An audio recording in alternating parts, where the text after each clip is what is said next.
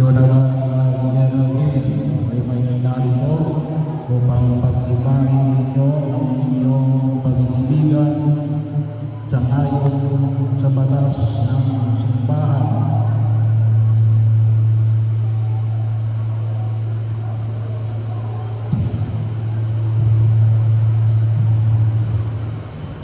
At sa batas ng gobyerno.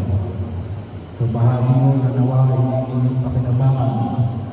Hindi ko na masyado mahabangan ng sermon, no? Kasi sa paglalakad nyo pa lang, 30 minutes na, no? So kaya nga kalimitan sinasabi ko kapag kakasal, kung mahaba man ang inyong posisyon, aagahan nyo, no? Para yung misa natin ay hindi makakala kapag alas 10 dapat magsisimula na tayo ng misa, no? Ay baka hindi natin napapansin, no? Tayo ay nililibang, no? Yan ay isang pamamaraan ng demonyo ngayon. Nililibang kayo, no? Kaya hindi ko minsan hindi nyo alam ito pala yung mission natin. Ay wala, nawala na kayo sa mission. Ganon din sa buhay may asawa, no? Maraming nalilibang dahil hindi nagtatagal, no? Nalibang sila sa iba na hindi yung kanilang bahagi ng pinakasalan. Kaya bahagi mo na kung saan yung nakikita natin, no? Una, na ito ang buhay may asawa ay isang tipan, hindi kontrata. Kasi kapag sinabi natin kontrata, ay pwedeng tunin. At kapag nawala na yung kontrata, wala na. Kaya hindi ko tayo pumapayag ng divorce. Kahit ako sa mga bansa na pinapayagan ng divorce para sa simbahan Katoliko, walang divorce. Bagaman dito sa Pilipinas, ay hanggang ngayon ay nakipaglalaban pa rin na magkaroon ng divorce. Pero tayo, kasama na Vatican, ay wala pa rin tayong divorce. Bagaman po sangayon sa istorya,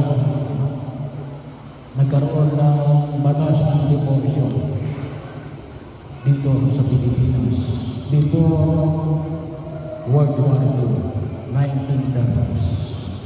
Pero tayo, hindi tayo sumasangayon sa divorce. Bakit? Ito ay tipanan. Kaya nga ang tawag natin ay magkatipang. Kapag kayo pinasal, no, ay pinaglitibay ninyo ang inyong pinagtipang. Bahagi rin mo, ang tawag natin ay covenant. Anong ibig sabihin ng covenant? Yan ay sa akin ang pinakamagandang allegory natin ngayon. Yung sanggrupan, yung panahon na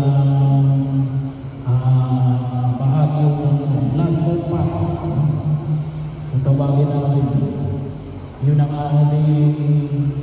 bahagi ng aming kultura na masabi natin ito ay tipang, hindi lamang kontrata. Pangalawa, bahagi ng masabi natin na ito ay tipanan ng inyong pag-ibig na kinakailangan ng ipakita palagi. Hindi lang sa araw ng kasal. Ngunit sa buong buhay nyo mula ngayon. Yung masabi ko, isa sa mga dapat natin iwasan natin. Baka malibang tayo. Kasi yun ang pamamaraan na sabi nga, hindi naman masama. Pero nalibang. Mayroong iba na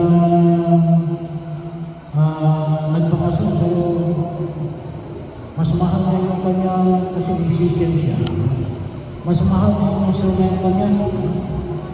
Kaya almost all of the day, ang kasama niya ay yung instrumento niya kaysa doon sa kasawa niya. Ay bahagi yun. Kaya pagkakataon kung saan ay napakahalaga yung alin. Pag-araw-araw na pagpapahayag ng pag-ibig, pagpapasensya. Yung pagkakataon na kung saan ay kayo ay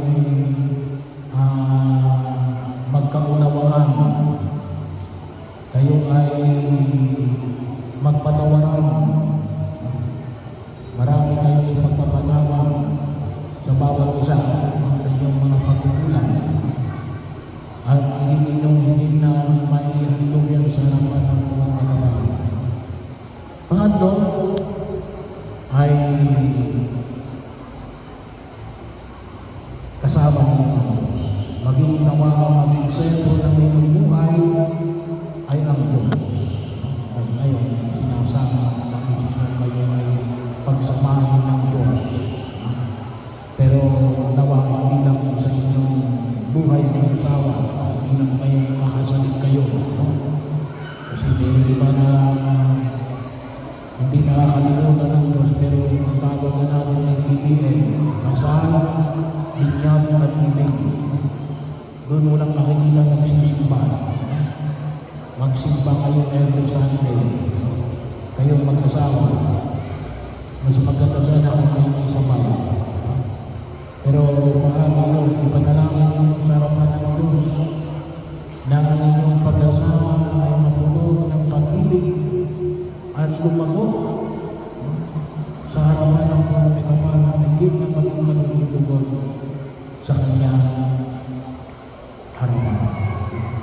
Kaya napakalaga ang pag-iiwan ng malayo ng musa. Nanawa ay palagi ninyong ialay sa kanya. Bakit? Kasi ito ang simbolo ng pagkikisa ng Diyos sa atin. Bakit ba tayo inanya ng Diyos sa atin? Mag-misa every Sunday. Kasi naman ito siya. Katawan at dugo. Nais tayo makaisa. Nakatulad ninyong nais ninyong palagi magkaisa sa pagtataguyod ng inyong buhay ng asawa at ng inyong pamilya na bububuti at nawa maubog sa pag-ibig ng ating Panginoon Jesus Cristo. At ito yung bilog natin sa harapan ng Panginoon. Itong tatlong bagay na ito. Una, ulitin ko na, ito ay isang pagtitipan, hindi kontrata. Pangalawa, ay nawa, huwag kayo tumigil ng pagpapahayag ng pag-ibig sa bawat isa.